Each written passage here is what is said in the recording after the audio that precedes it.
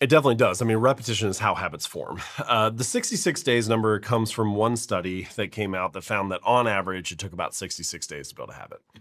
If you look at the study, the range is pretty wide. So if you pick something really simple, like drinking a glass of water at lunch each day, that might only take 2 or 3 weeks to form.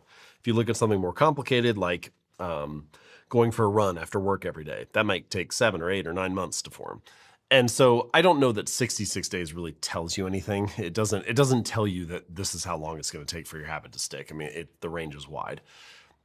Sometimes when people ask me how long does it take to form a habit, my answer is forever. Because if you stop doing it, then it's no longer a habit. And what I'm kind of getting at with that is that habits are not a finish line to be crossed. They're a lifestyle to be lived.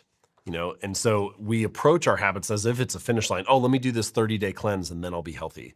Let me do this 90-day sprint and then the product will be shipped. I won't have to worry about it anymore. And it's like most things in life, especially the big important things, they're endless. They're endless battles.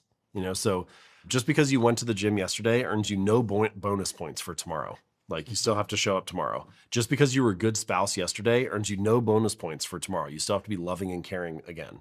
And so all the things that really matter are endless battles. And it's not about crossing a finish line. It's about living that kind of lifestyle. And so, yes, it is true that repetition matters. And yes, it is true that the habits will become more seamless and automatic and maybe a little less effortful as you repeat them more.